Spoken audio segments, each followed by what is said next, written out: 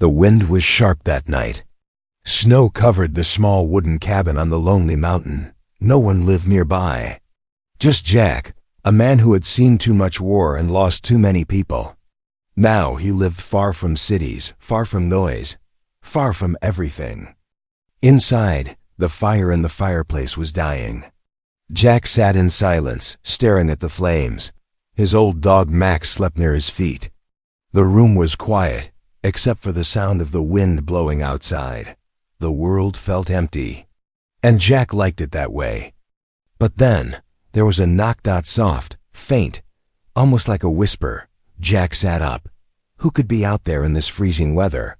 He looked at Max. The dog had also heard it. Ears up, alert. Another knock. A bit louder this time. Jack grabbed his old rifle and walked to the door. Slowly, carefully, he opened it just a little, and what he saw made him freeze. There, in the snow, stood a woman. Not a human woman. Her skin was pale blue. Her eyes large and glowing faintly. She was shaking badly. In her arms were two small children, aliens too. One clung to her neck. The other held her leg. She looked at Jack. Her lips were purple from the cold. She spoke, her voice weak but clear. "If I warm your bed, will you let us stay?" Jack didn't answer. He looked at the children. One of them was crying. Their clothes were thin, their fingers red from the snow. He lowered his rifle. "Come inside," he said. They stepped in, and Jack shut the door quickly. The alien woman collapsed near the fire, hugging the kids close. Max growled softly, but Jack gave him a look. "Easy, boy. They're not enemies." Jack threw a blanket over them and added more wood to the fire. The warmth returned slowly. For a long time no one spoke. Then Jack said, "What are you doing out there, in this storm?" The woman looked up at him. "We had nowhere else to go." Jack sat on a chair across from them. He watched carefully. The children were small, maybe 5 or 6 years old. One had small ridges on his forehead. The other had tiny glowing spots under her skin. "You speak English," Jack said. She nodded. "I learned during the war." Jack's face changed. Memories returned. Cities on fire, ships in the sky, friends dying. He asked, "Are you from the enemy side?" The woman shook her head. "I'm not part of the army. I never was." He didn't ask more. He didn't want to remember. One of the children pointed at a wooden carving on the shelf. An old toy soldier. "What is that?" The child asked in a soft voice. Jack replied, "Something from the past." The child smiled. It was a peaceful, innocent smile. Not something Jack expected from an alien child. The mother whispered, "Thank you for letting us in. I didn't know where else to go." Jack nodded slowly. "This is no place for strangers. Especially not." "You're kind." "I know," she said. "But we had no choice." The fire crackled. Max finally walked closer and sniffed the children. Then, to Jack's surprise, he lay down next to them. "They're just kids," Jack thought. Scared. Cold. Alone. That night, Jack didn't sleep. He sat near the fire, watching them. His mind was full of questions. Who was she? Why were they running? And what did she mean by, "If I warm your bed"? Was it just a figure of speech, or something more? As the night passed, he noticed something strange. While the children slept, the room slowly became warmer, more than the fire should have made it. He leaned closer. The girl's skin, it was glowing faintly, a soft light like a night lamp. And the boy, his breath made tiny sparks in the air. Jack whispered, "What are you?" The woman opened her eyes. She had not been sleeping. "We just want to live," she said. Jack looked at her. There was sadness in her eyes, deep pain, but also something else. Hope. He didn't say anything. Just leaned back and stared at the fire again. Outside, the storm howled louder. But inside the cabin, something had changed that cold night. A new story had begun. Morning light slipped through the broken curtain. The storm had passed, but the cold still stayed in the air. Jack stood by the window holding a cup of coffee, his hands shaking just a little. Behind him the cabin was quiet, but not empty. The children were awake, playing with wooden blocks and an old toy truck. They laughed, not loud but real laughter, the kind Jack had not heard in years. The girl was building something with stones she had found near the fireplace. The boy was drawing shapes on the wooden floor with his finger shapes that glowed for a second, then faded away. Jack watched with careful eyes, his heart confused. They did not act like aliens he had seen in the war. They looked different, yes, but the way they smiled, the way they played, it all felt too human, too familiar. The mother sat in the corner, her back against the wall, her eyes tired but alert. She had not spoken much since last night. She just watched Jack and her children quietly, like she was waiting for something. Or maybe afraid of something. Jack took a deep breath and finally said, "You said you were not part of the army. Then where did you come from?" She looked up slowly. "A quiet planet far from here," she said. "One that does not exist anymore." "What happened?" he asked. Her voice was low, almost broken. "It burned in the last cycle we escaped." Before the sky cracked open, Jack felt a chill, not from the cold, but from her words. He asked, "How did you get to Earth?" She touched the locket around her neck. It opened and showed a tiny map, not of Earth, but of stars moving. "We followed the old path," she said, "the one marked for survivors." Jack stared at the locket. That tech was not alien, it was human, military grade. He walked closer. "Where did you get that?" She paused, then whispered, "From someone I trusted, a human who once saved me, a man who looked just like you." Jack froze. That was not possible. He had never been off planet, never helped an alien, never. But deep inside something pulled at him, a memory he could not reach. The boy stood up and came to Jack. He reached for Jack's hand and placed his small glowing palm on it. Jack felt warmth, not from heat, but something deeper. Like the child could read his heart. "You are not like other humans," said the boy. "Your mind is soft, but your wall is strong. You saw the war, but your soul did not turn black." Jack stepped back. "How do you know that?" The boy looked at him, his eyes full of something ancient. "I don't know, I just feel it." Jack turned to the mother. "What are they?" She did not answer. Instead she said, "They are not what they seem, but they are not dangerous." "Then tell me the truth," he said. She looked at her children, then at Jack. They were not born, they were made in a lab during the war, with stolen DNA, some of it from humans. Jack's chest tightened. He asked slowly, "Which human?" She said nothing, just stared at him. Outside, a bird flew across the sky. The only sound was the wind hitting the cabin walls. Jack sat down. He felt like the ground had moved under his feet. His past was not what he thought, and his future might already be inside this cabin. That night he could not sleep again. He watched the stars through the window and heard the girl talking in her sleep. She said one word again and again, "Home, home, home." Jack whispered to himself. But where is home now, for them, for me, and far away? In the darkness of the forest, a red light blinked once, then disappeared. The wind had changed its voice. It no longer whispered like before. It now carried something else. Something sharp, something watching. Jack stood outside near the tree line, his boots pressing deep into the old snow. He stared at the sky, his breath rising like smoke. It was quiet, too quiet. Not a bird, not a squirrel, not even Max barking, just silence wrapped in the cold. Then he saw it, a small shape in the sky, floating steady. No wings, no sound, just a dark eye watching from above. It was not a bird, not a drone Jack had ever seen before. It moved like it was hunting, not flying. He slowly reached for the old binoculars in his jacket, raised them to his eyes, and looked again. Drone had symbols on it, not human symbols. Not army, not police, something else, something ancient, something not from Earth. His heart began to beat faster. He turned and walked quickly back to the cabin inside. The children were painting with coal on the wooden wall. The girl was drawing a tree. The boy was drawing stars. Jack pulled the curtain shut and locked the door with shaking hands. "We have a problem," he said. The alien woman stood up, her face turned pale. She walked to the window and peeked outside just once. "How long was it there?" she asked. "Long enough," Jack said. "Maybe longer." She closed her eyes and whispered something in her own language. It sounded like a prayer or a warning, maybe both. They found us, she said. We have to leave. Who are they? Jack asked again, his voice low and heavy. She looked at him, and her eyes glowed slightly, not with power but fear. They are not soldiers. They are not peacekeepers. They are collectors. Collectors of what? Jack asked. She said nothing, just walked to her children and held them close. Jack watched them, and something inside him changed.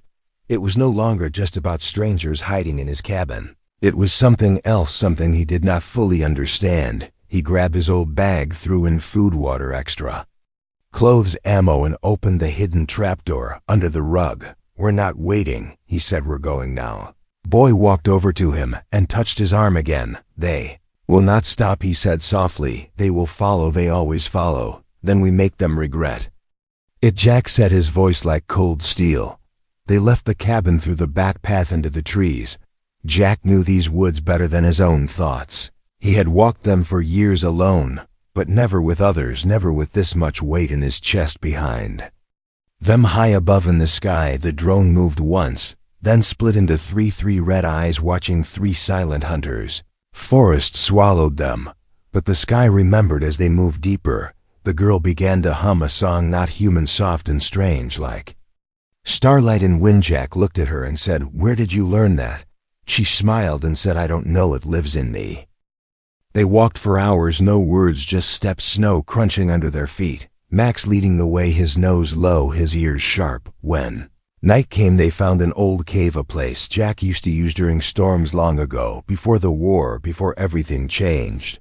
They built a small fire and sat close, the heat rising between them like hope, trying to stay alive. The mother finally spoke again. They will not stop until they have what they want. And what do they want? Jack asked. She looked at her children and said them, because they are proof that something forbidden is possible. They are the future that both sides fear. Jack stared at the fire, its flame dancing like a secret trying to escape outside. The trees moved even though there was no wind, and far above in the dark sky something else was coming. Not a drone this time, something much worse. Asterisk. The cave was dark, but not silent. Small sounds moved through the stone, a drop of water falling, a breath being held, the soft rustle of a blanket. Jack sat with his back against the wall, his eyes not blinking, his mind running in circles. The woman sat near the fire holding her children, her hands wrapped around them like she feared the world would steal them. If she let go, tell me the truth, Jack said finally, his voice low, like a broken tree branch. She did not answer at first, just stared into the fire. I lost my wife in the war, he said softly. I lost everything. I don't want to lose my mind too. She looked up, her eyes glowing, just a little, not from light but from memory. Want to know who they are? She said. I want to know who I am, he replied. Then I will tell you, but you may not like it. Jack nodded, his hand tightening around the old locket he had found in her bag days ago. She stood slowly, walked to the wall of the cave, and placed her hand on the stone. It lit up. Symbols began to appear, glowing in a soft golden pattern, floating in the air like dust made of stars. Jack stood in shock, his hand brushing against the wall, feeling heat, feeling something older than earth. These are memories, she said. Memories of what? Jack asked. Of a project, she replied. Of a program that was hidden from both sides. During the war, some humans and some aliens worked in secret together, not to win the war, but to survive it. Jack listened, each word cutting deeper than the last. Your people wanted peace, she said, but they were not allowed to have it, so they created life, new life, blended, half alien, half human. She looked at the children. They are not mistakes, they are hope. Jack stepped back, his mouth dry, his legs weak. You said DN, a stolen mix created. She nodded. Once from your side, from your blood, from youth. Fire cracked, silence fell again. Jack could not breathe. What do you mean from me? He asked. I never. You did not, but your blood was taken during your capture. You do not remember because they erased it. Jack saw flashes, pain, a white room, a cold table, screams not his own. He dropped to one knee. Max came closer, pushing his nose into Jack's side, grounding him, reminding him this was real. So I and their father, he asked, or something else? You are their origin, she said. Their spark. The children came close. The boy touched Jack's face, I knew you were familiar. He said, you feel like the stars inside my chest. The girl whispered, you are part of our song. Jack pulled them close without meaning to, without thinking. They fit. The mother watched them, her hands shaking, her lips silent, her eyes full. Now you know, she said, and now they will come faster. They will not let this truth live. Jack stood again, his mind clear for the first time. Then we do not run anymore, he said, we fight. The wind outside howled like a beast in pain. The fire dimmed. In the sky above the cave, a ship had arrived, not loud, not bright, just a shadow moving like a knife through the clouds. Asterisk. The air changed before the sound came. The cold became sharper. The sky darker. The animals in the forest stopped moving, like they were waiting for something terrible. Jack opened his eyes before sunrise. He knew something was wrong.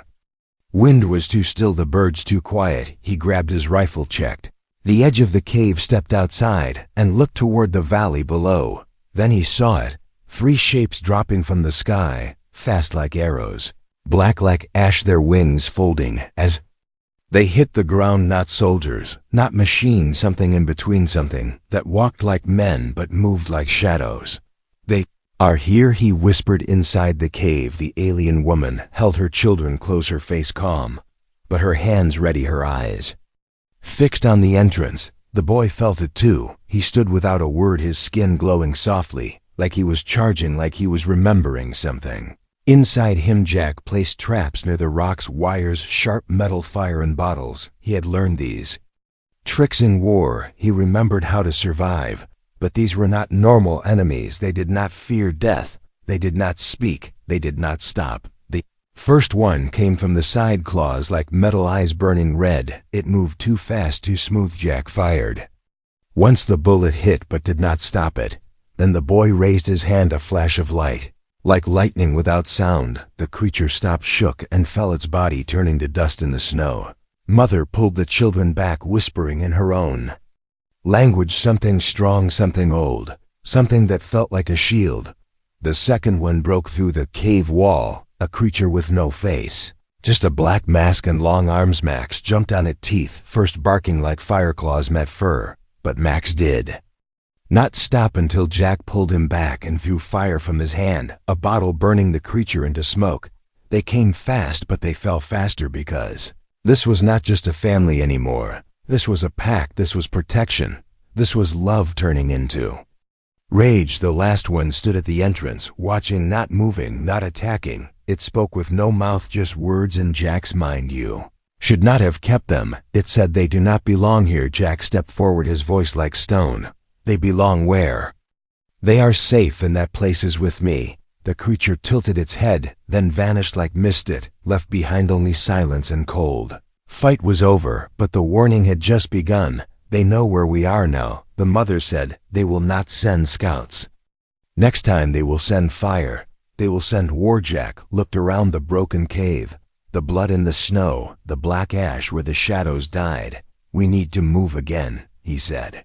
But next time we strike first. He turned to the children. Are you ready? The boy smiled. The girl nodded, her hands glowing with soft golden light. Then let's show them what family really means. And far above, in the silent clouds, the sky began to open like a wound. The snow melted faster that morning, not because of the sun, but because of the heat left behind by the fight. Ash still floated in the air, small pieces of what was once a hunter. Jack stood with his hand on the map, dirt smudged over cities, lines drawn in red trails through forest and mountains. We cannot run forever, he said, his voice like gravel under boots. They will follow. They will destroy everything behind us, unless we face them first. The alien mother sat near the fire, her eyes deep in thought, her fingers holding the crystal that once showed stars, now dim. She knew he was right, but her heart was heavy. These children were not made for war. They were made to end it. Packed quickly, old clothes, old weapons, new purpose. The children helped without being told, their movements faster, more aware, like they could feel what was coming. They left the broken cave before dawn. Max walked ahead, ears sharp, eyes scanning. The forest no longer felt safe. It felt like a waiting mouth ready to close. As they moved, Jack explained the plan. There's a place near the border, he said. A city half destroyed, half rebuilt. I know someone there, a scientist. She worked on hybrid tech during the war. If anyone can help us, it's her." The woman looked at him. Will she protect the children or sell them? Jack met her gaze. "She saved my life once, and I never told her thank you. Now I will." For 3 days they moved through ruins and cold rivers and cracked highways. Each night, the children became stronger. The girl could heat stones with her hands. The boy could find food underground. Jack watched them with a strange feeling in his chest. Not fear, something else, pride, maybe, or hope. On the 4th night, they reached the edge of the city. Lights flickered. In the distance, old buildings leaning like tired giants, smoke rising from burn barrels, people moving like ghosts. Pulled up his hood and led them through the alleys. No one looked at them too long. Too many were running from something these days. They reached a steel door, hidden behind a false wall. Jack knocked 6 times, then 3, then once. A light blinked and the door opened. Inside was warmth and her dear Emily Ray, tall, sharp eyes. Wearing a coat covered in burn marks and wires, she saw Jack and raised an eyebrow. "You look worse than last time," she said. "And you brought guests." Jack stepped forward. "I need your help." "They need your help." She looked at the children and stopped speaking. Her eyes changed, like she was seeing something impossible there. "Real," she whispered. Jack nodded. "They're the reason we're still alive, but also the reason we're being hunted." Emily closed the door and locked it behind them. Then she turned and said, "If what I think is true, then you've brought me the future and the end of everything." The alien woman stepped forward. "They don't want war. They want peace, but your people and mine keep choosing fire." Emily stared at her, then at the children, then at Jack. "He can hide you for a while," she said, "but not forever. Someone will come, and when they do, you'll have to choose what you're fighting for." Jack looked at the kids, their eyes glowing faint, their hands warm like summer, their hearts too big for a world this broken. He nodded once. "Next time we don't run, we stand." And far away, in a ship above the clouds, a voice whispered into the dark, "Prepare the strike. The hybrids have reached the human gate." The sky was no longer blue. It was heavy, with ships silent and still waiting like knives above clouds. The city below did not sleep. Alarms echoed through empty streets. Soldiers moved like shadows. People hid under broken roofs, inside the old lab deep underground. Jack stood near the glass window watching the sky. The children stood beside him, not shaking, not crying, their hands glowing, their eyes clear. "Day is the day," he said. "Everything ends or everything begins." Alien mother stood behind them, her face strong, her body tired, her soul ready. She held the boy's shoulder, then the girl's, whispering something in her native tongue, a song of goodbye, or maybe of strength. Emily stood at the console, her fingers flying across buttons, her voice calm, but her heart pounding.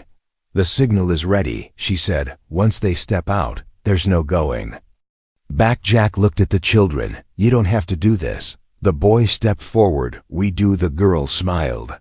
"This is why we exist." Above them, the ships began to descend, low and slow, like monsters in prayer. The streets cleared. The last warning sent, the last threat given. "Come out with the hybrids, or burn with them." Jack opened the door of the bunker, the cold wind rushing in, the light too bright, the fear too real. But they stepped outside. Hand in hand, the ground shook, the sky cracked, then silence. A voice spoke through every speaker, every screen, every ship. "Speak now." The boy took one step forward, raised his hand, and released light, not heat, not fire, just light. It covered the street, the walls, the clouds. Girl sang one note, high and soft like a heartbeat. Every soldier dropped his weapon, not from pain, but from memory. They saw something. They felt something. The war, the loss. The reason it all began. Tears fell from faces that had not cried in years. Minds opened, hearts broke, walls fell. The alien commanders on the ship felt it too. The weight of peace, the pull of truth, the unbearable beauty of what could be. And in that moment, no one wanted to fight. The light faded. The children stood still, breathing, waiting. Then the ships turned. One by one they pulled back into the clouds. No shots fired, no blood spilled. Just silence again, but not the old kind. This silence was clean. Jack stepped forward, took the children into his arms, held them close like a father, like a warrior, like a man finally home, the alien. Mother looked at him and smiled with tears in her eyes and hope in her chest. Emily stepped out behind them. "Is it over?" she asked. "No," Jack said. "It just began." The people came out of hiding. The sky cleared. The world began to breathe again that night. Stars seemed closer, and the fire in Jack's heart was no longer made of pain, because sometimes one strange knock in the cold night can change everything.